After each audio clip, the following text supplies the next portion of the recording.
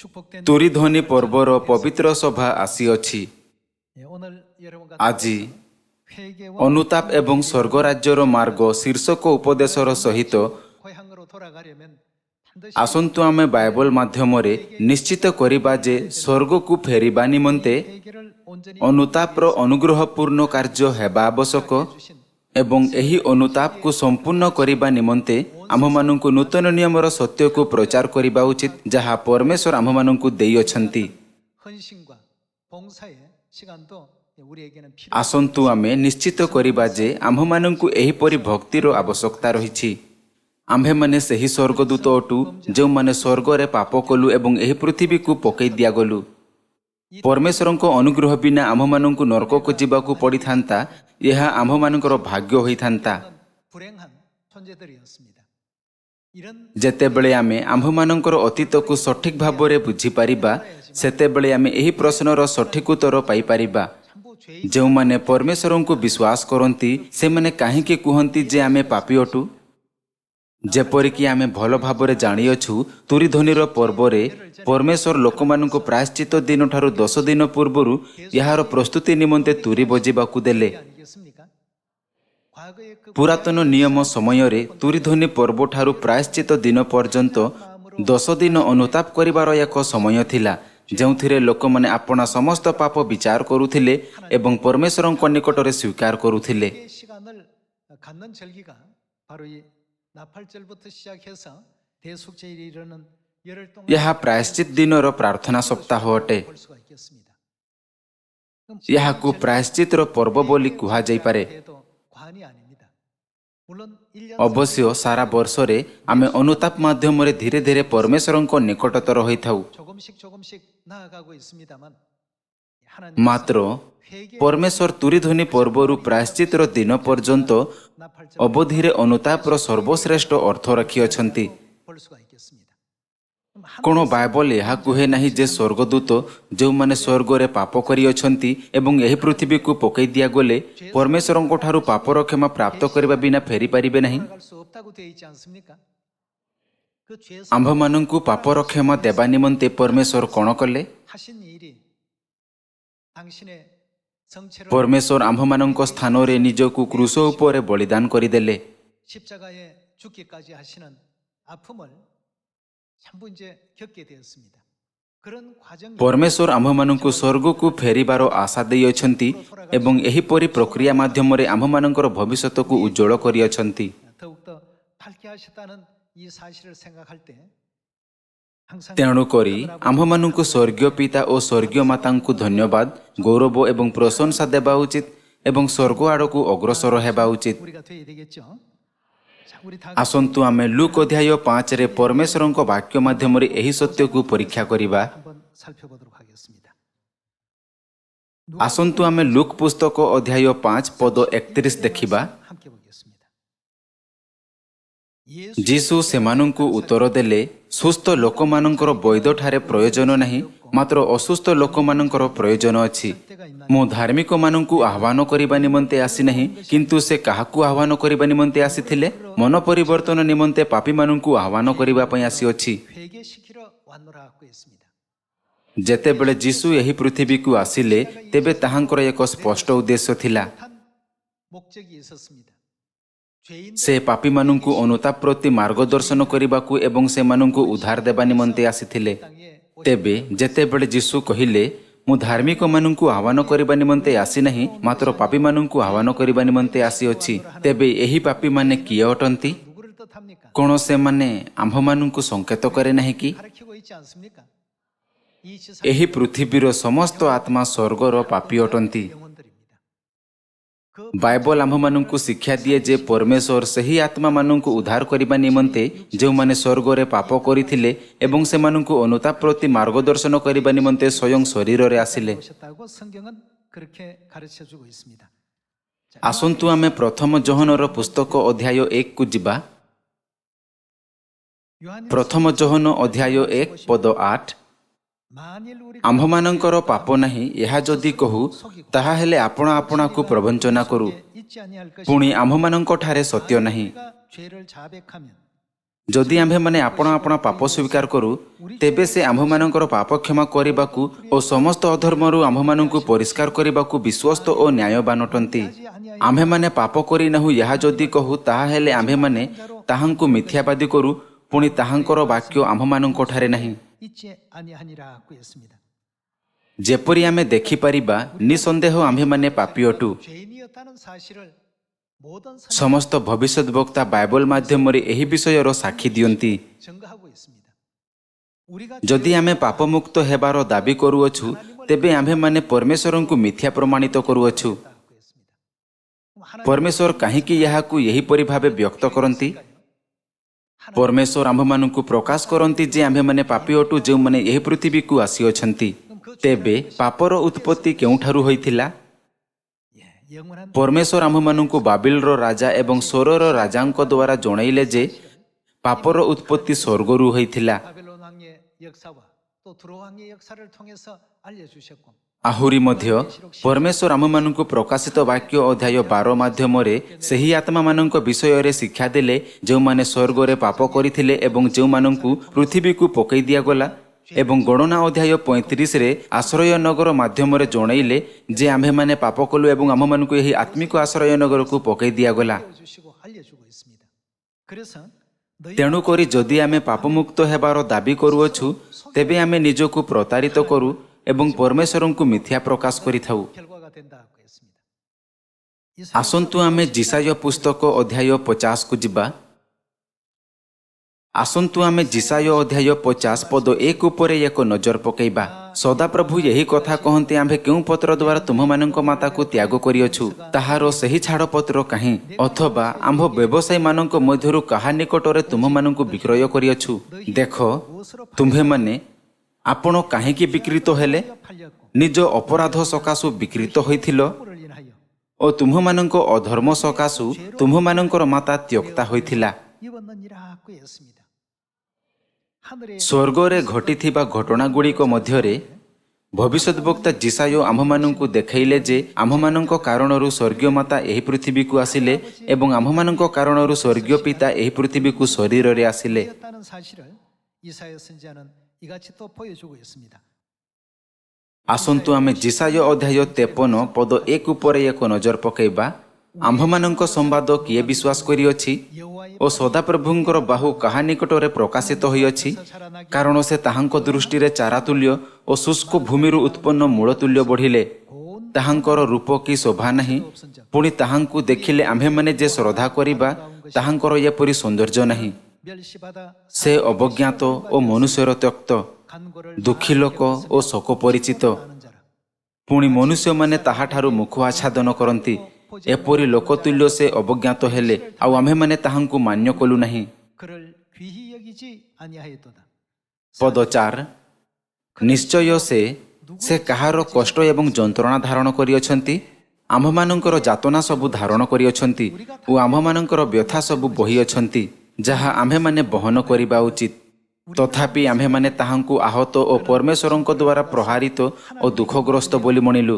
ମାତ୍ର ସେ କାହାର ଅପରାଧ ନିମନ୍ତେ କ୍ଷତବିକ୍ଷତ ହେଲେ? 허물이라고요. ଆମ୍ଭମାନଙ୍କ ଅଧର୍ମ ନିମନ୍ତେ କ୍ଷତବିକ୍ଷତ ହେଲେ ଓ ଆମ୍ଭମାନଙ୍କର ଅପରାଧ ନିମନ୍ତେ ଚୂର୍ଣ୍ଣ ହେଲେ। ଆମ୍ଭମାନଙ୍କର ଶାନ୍ତିଜନକ ଶାସ୍ତି ତାହାଙ୍କ ଉପରେ ବର୍ତ୍ତିଲା ଓ ତାହାଙ୍କ ପ୍ରହାରରେ ଆମ୍ଭେମାନେ ସୁସ୍ଥ ହେଲୁ। 맞음으로 우리 ଆସନ୍ତୁ ପଦ 6 ଦେଖିବା। ଆମ୍ଭେମାନେ ସମସ୍ତେ ମେଷଗଣ ତୁଲ୍ୟ ବିପଥଗାମୀ ହୋଇଅଛୁ। ଆମ୍ଭେମାନେ ପ୍ରତ୍ୟେକେ ଆପଣା ଆପଣା ବାଟ ଆଡ଼େ ଫେରିଅଛୁ। ଆଉ ସଦାପ୍ରଭୁ ଆମ୍ଭ ସମସ୍ତଙ୍କର ଅପରାଧ କାହା ଉପରେ? ତାହାଙ୍କ ଉପରେ ବର୍ତ୍ତାଇଅଛନ୍ତି। 예수 ଯୀଶୁଙ୍କ ଆସିବା ପୂର୍ବରୁ 이전에 이사야 ପରମେଶ୍ୱର ଜିସାୟ ଭବିଷ୍ୟତ ବକ୍ତାଙ୍କ ମାଧ୍ୟମରେ ଖ୍ରୀଷ୍ଟଙ୍କ ବିଷୟରେ ବୁଝାଇଲେ। 메시아 그리스도에 대한 부분을 이렇게 설명하고 있습니다. ଆମ୍ଭମାନଙ୍କ ପାପ କାରଣରୁ ସ୍ୱର୍ଗୀୟ ମାତା ଶରୀର ରୂପକ ତମ୍ବୁ ପରିଧାନ କଲେ ଏବଂ ସେହି କାରଣରୁ ସ୍ୱର୍ଗୀୟ ପିତା କ୍ଷତବିକ୍ଷତ ହେଲେ, 찔리움 당하시고 ଆଘାତପ୍ରାପ୍ତ ହେଲେ, କରଡ଼ାରେ ପ୍ରହାରିତ ହେଲେ, ତାହାଙ୍କୁ ପରିହାସ କରାଗଲା ଏବଂ ତାହାଙ୍କୁ ତିରସ୍କାର କରାଗଲା। 원인 제공자가 ଏହି ସମସ୍ତ ଆମ୍ଭମାନଙ୍କର ପାପ ହେତୁ ହେଲା। 됐다고 했습니다. 그래서 ଏହି କାରଣରୁ ଯୀଶୁ ପାପୀମାନଙ୍କ ମାର୍ଗଦର୍ଶନ ଅନୁତାପ୍ରତି କରିବା ନିମନ୍ତେ ଏହି ପୃଥିବୀରେ ଆସିଥିଲେ। କିଛି ଲୋକ କୁହନ୍ତି, 죄 한 번 안 짓고 ମୁଁ କୌଣସି ପାପ ନ କରି ଧାର୍ମିକ ଭାବରେ ଜୀବନ ଅତିବାହିତ କରିଅଛି କିନ୍ତୁ ଚର୍ଚ୍ଚରେ ସେମାନେ କୁହନ୍ତି ଯେ ମୁଁ ଜଣେ ପାପୀ ଅଟେ। 그렇다라고 ଏହାଦ୍ୱାରା ମୋତେ ଖରାପ ଅନୁଭବ ହୋଇଥାଏ। 가끔 있습니다. ମୁଁ କୌଣସି ପାପ କରିନାହିଁ, ତଥାପି କାହିଁକି ସେମାନେ ମୋତେ ପାପୀ କୁହନ୍ତି?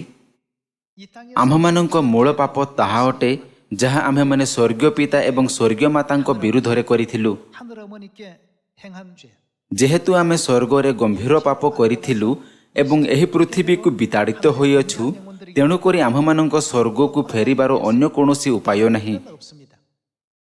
하늘 아버지 ସ୍ୱର୍ଗୀୟ ପିତାଙ୍କ ବଳିଦାନ ବିନା ଅର୍ଥାତ୍ ପୁରାତନ ନିୟମରେ ମହାଯାଜକଙ୍କ ମୃତ୍ୟୁ ବିନା ଆମେ କେବେ ମଧ୍ୟ ଆପଣା ସ୍ୱର୍ଗୀୟ ଘରକୁ ଫେରିପାରିବା ନାହିଁ। 없이는 절대 우리는 천국 고향으로 돌아갈 수 없는, 다시 말해서 ଅନ୍ୟ ଅର୍ଥରେ ତାହାଙ୍କ ବଳିଦାନ ବିନା ପାପ କ୍ଷମାର ମାର୍ଗ ଖୋଲିବ ନାହିଁ। 것이 성경의 가르침입니다. 이 구약의 ଆଜି ଆସନ୍ତୁ ଆମେ ଏହି ବିଷୟ ଉପରେ ବିଚାର କରିବା ଯେ କାହିଁକି ପୁରାତନ ନିୟମରେ ଅସଂଖ୍ୟ ବଳିଦାନ କରାଯାଉଥିଲା 오늘 잘 한번 ଏବଂ ପରମେଶ୍ୱର ଆମ୍ଭମାନଙ୍କୁ କ'ଣ ଶିକ୍ଷା ଦେବାକୁ ଚାହୁଁଥିଲେ।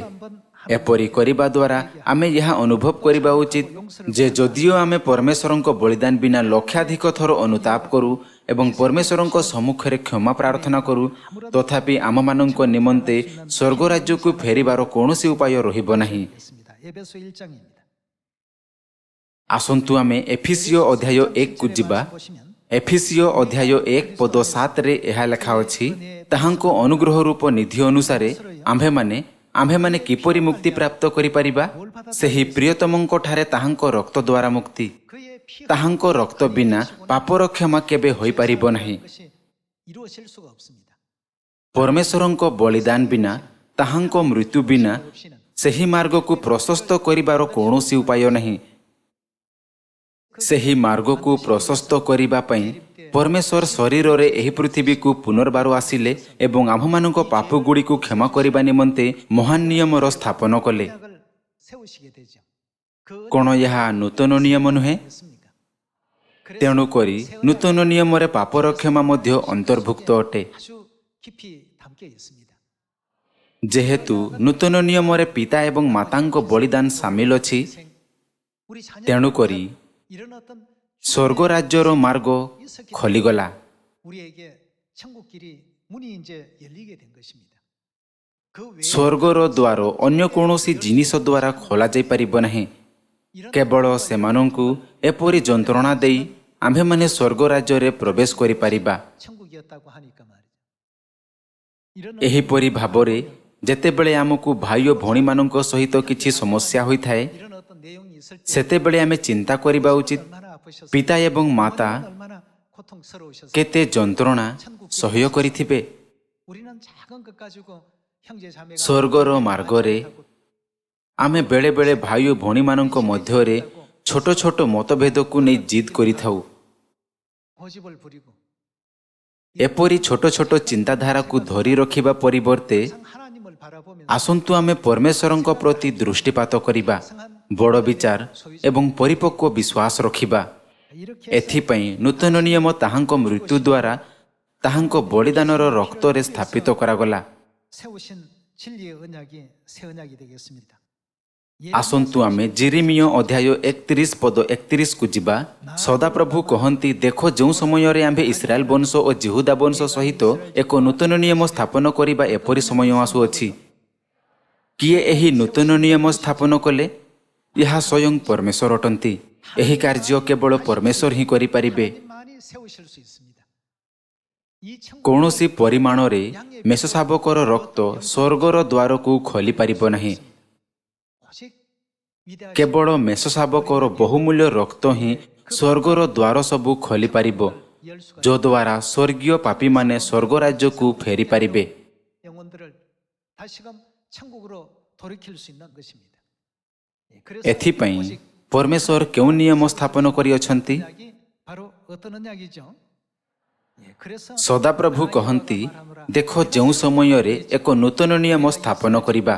ଏହା କିଏ କହିଲେ? ପରମେଶ୍ୱର। ଆସନ୍ତୁ ଆମେ ପଦ 33କୁ ଯିବା।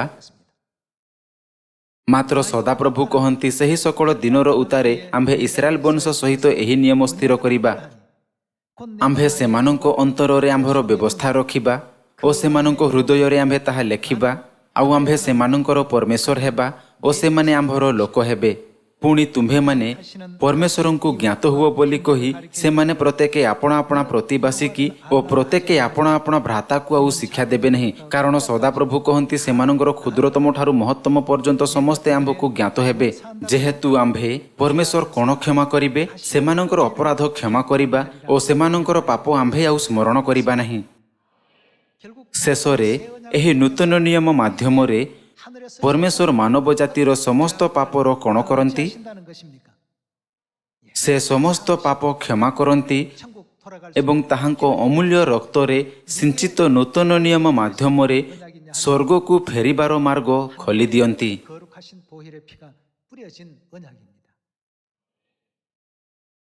ଏହି କାରଣରୁ ମାଥ୍ୟୁ ଅଧ୍ୟାୟ 26 ଏବଂ ଲୁକ୍ ଅଧ୍ୟାୟ 22ରେ ଯେତେବେଳେ ଯୀଶୁ ନୂତନ ନିୟମ ଘୋଷଣା କଲେ, ତେବେ କୌଣସି ନିସ୍ତାର ପର୍ବର ଦ୍ରାକ୍ଷାରସକୁ ମୋହର ରକ୍ତ ବୋଲି କହିଲେ ନାହିଁ ଏବଂ କ'ଣ ଏହାର ଅର୍ଥ ବୁଝାଇଲେ ନାହିଁ।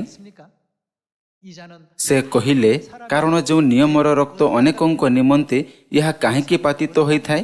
ପାପକ୍ଷମା ଉଦ୍ଦେଶ୍ୟରେ ପାତିତ ହେଉଅଛି ଏ ମୋହର ସେହି ରକ୍ତ। ଏବଂ ପରଦିନ କ'ଣ ସେ କ୍ରୁଶରେ ଆପଣ ରକ୍ତ ଝରାଇ ନଥିଲେ କି?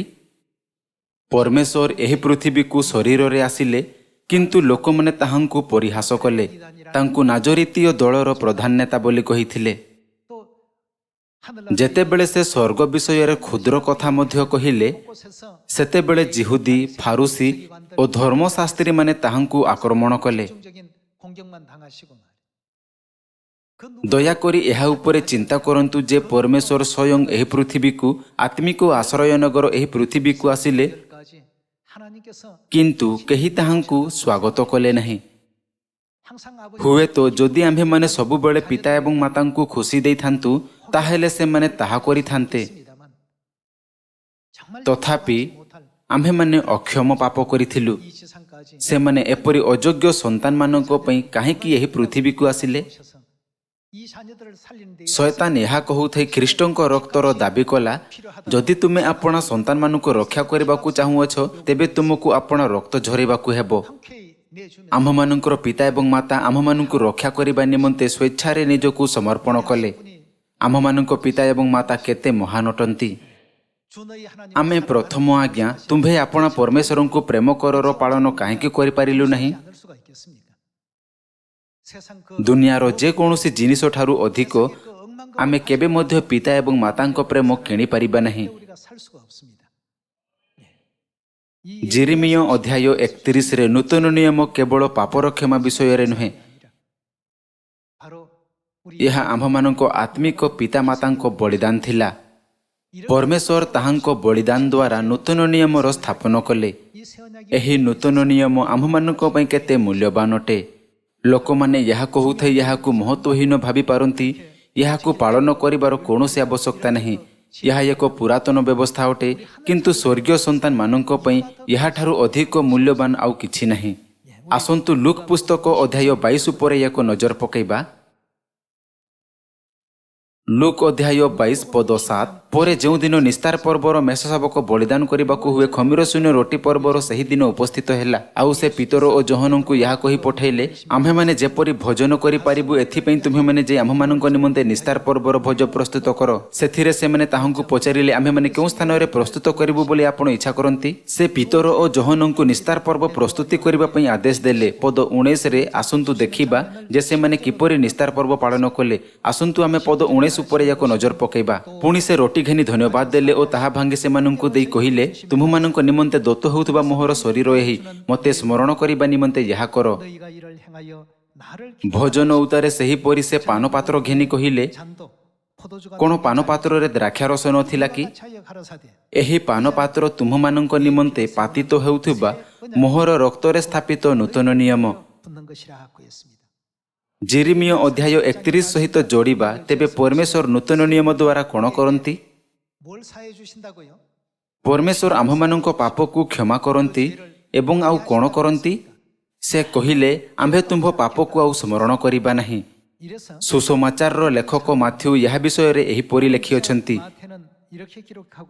ଆସନ୍ତୁ ଆମେ ମାଥ୍ୟୁ ପୁସ୍ତକ ଅଧ୍ୟାୟ 26କୁ ଯିବା। ମାଥ୍ୟୁ ଅଧ୍ୟାୟ 26 ପଦ 17।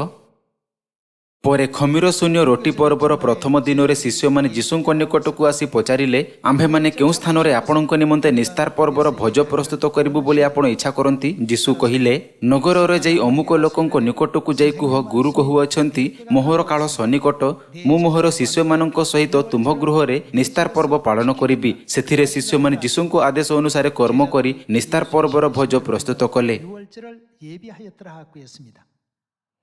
ଆସନ୍ତୁ ଆମେ ପଦ 26କୁ ଯିବା। 저희가 ଆଉ ସେମାନେ ଭୋଜନ କରୁଥିବା ସମୟରେ ଯୀଶୁ ରୋଟି ଘେନି ଆଶୀର୍ବାଦ କଲେ ଓ ତାହା ଭାଙ୍ଗି ଶିଷ୍ୟମାନଙ୍କୁ ଦେଇ କହିଲେ, ନିଅ ଭୋଜନ କର, ଏହା ମୋହର ଶରୀର।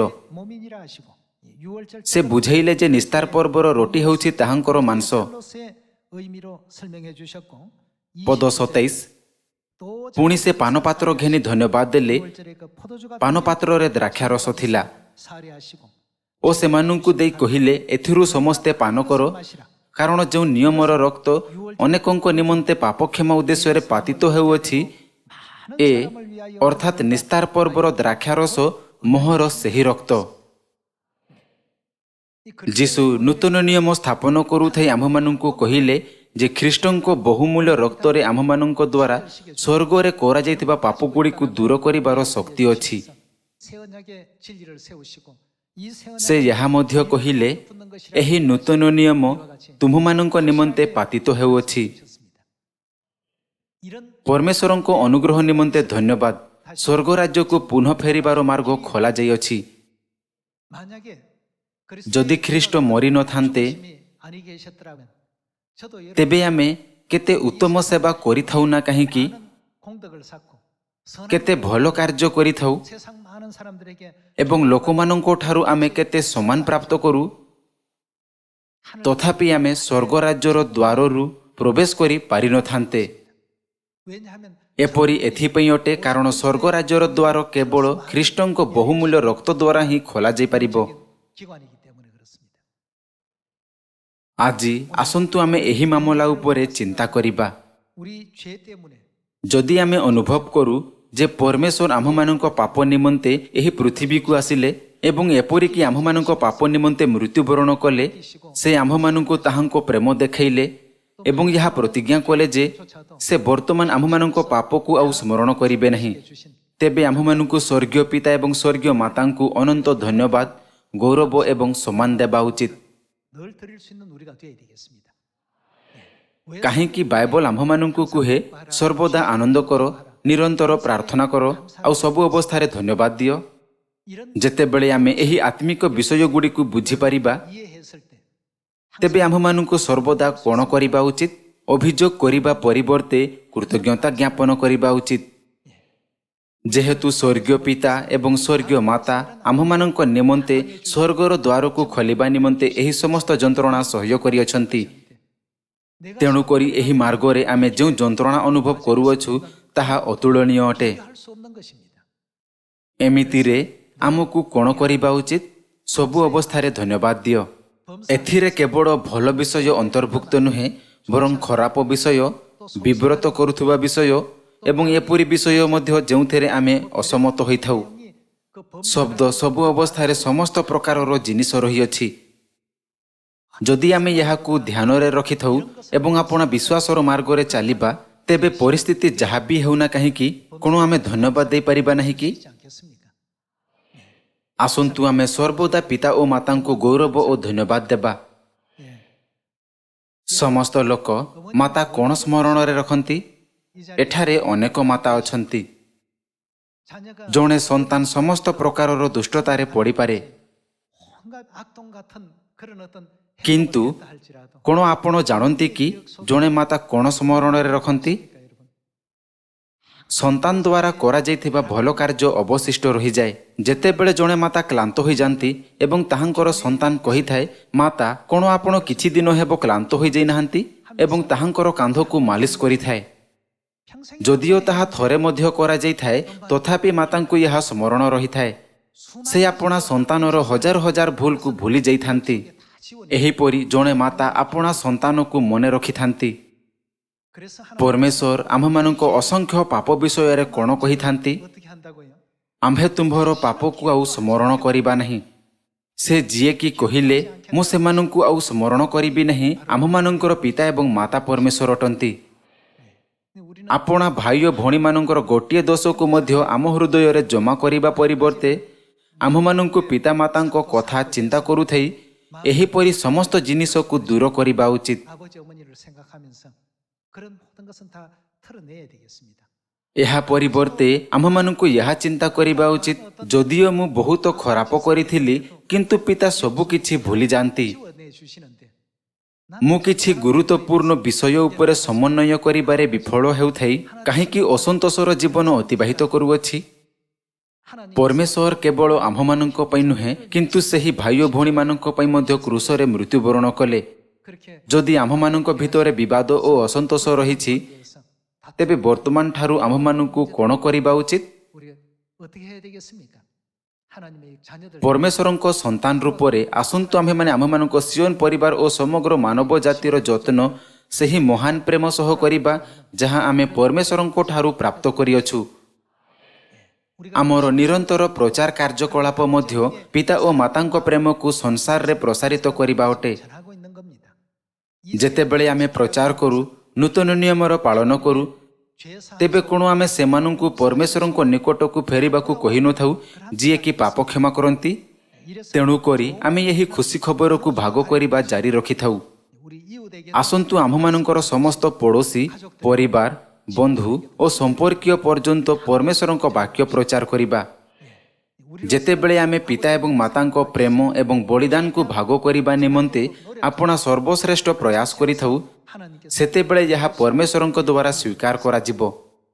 ତୁରିଧ୍ୱନିର ପର୍ବଠାରୁ ପ୍ରାୟଶ୍ଚିତର ଦିନ ପର୍ଯ୍ୟନ୍ତ ପ୍ରାର୍ଥନା ସପ୍ତାହର 10 ଦିନ ମଧ୍ୟରେ ଆସନ୍ତୁ ଆମ୍ଭେମାନେ ପରମେଶ୍ୱରଙ୍କ ଏହି ମହାନ ପ୍ରେମକୁ ଆପଣା ହୃଦୟରେ ଖୋଦିତ କରିବା।